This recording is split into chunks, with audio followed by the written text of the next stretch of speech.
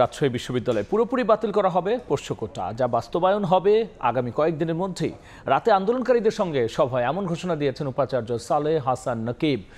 রাত ৯টার দিকে কোটার বিষয়ে শিক্ষার্থী প্রতিনিধির সঙ্গে জরুরি সভায় বসেন উপাচার্য সহ বিশ্ববিদ্যালয় প্রশাসন। সভায় কোটা বাতিলের ঘোষণা দেয়া হলে আনন্দ মিছিল বের করেন শিক্ষার্থীরা। এর আগে সকাল 10টার দিকে পোষ্য কোটা বাতিলের দাবিতে বিশ্ববিদ্যালয় প্রশাসনিক ভবনের প্রধান ফটকে তালা ঝুলিয়ে দেন আন্দোলনকারীরা।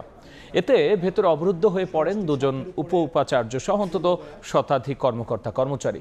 সন্ধ্যা 7টার দিকে অবরুদ্ধরা তালা ভেঙে বের হওয়ার চেষ্টা করলে তাদের বাধা দেন শিক্ষার্থীরা। শুরু হয় হট্টগোল। এক পর্যায়ে পোষ্য কোটা বাতিল সহ 3 দফা দাবি আদায় না হওয়া পর্যন্ত প্রশাসনিক ভবনের গেট বন্ধ রাখার হুঁশিয়ারি দেন আন্দোলনকারীরা।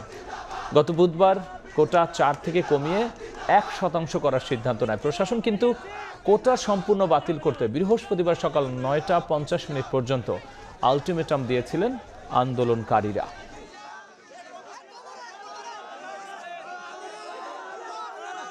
তিনি নির্দিষ্টভাবে বলে দিয়েছেন যে আমাদের চিরতরে এই রাজশাহী বিশ্ববিদ্যালয় থেকে পোষ্য কোটা বাতিল হয়ে যাবে। আমার অনেক ভালো লাগতেছে, আর তারা যদি এইটা বহাল রাখে সারা জীবনের জন্য, মানে শুধু 24-25 সেশন না, তারা যেন সারা জীবনের জন্য এটা বহাল রাখে, এটাই তাদের কাছে আমরা আশা করছি। তাদেরকে দেখে যেন অন্যান্য যে বিশ্ববিদ্যালয়গুলো আছে সেখানে এই সংস্কারটা আসবে, এটা আমরা আশা রাখছি। ভর্তি পরীক্ষায় কোনো প্রকার পোষ্য কোটা থাকবে না, কিন্তু এখানে তিনি চাচ্ছেন যে গ্যাজেটের মাধ্যমে প্রকাশ করতে একটু সময় সাপেক্ষ ব্যাপার, কিন্তু তিনি আমাদেরকে প্রমিস করেছেন যে তিনি এটা অবশ্যই করবেন। এই মুহূর্তে আমার অঙ্গীকার হচ্ছে রাজশাহী বিশ্ববিদ্যালয়ে পোষ্য কোটা বলে আর কোনো কোটা থাকছে না, কিন্তু এটা আমি একটা প্রক্রিয়ার ভিতর দিয়ে নিয়ে যাব।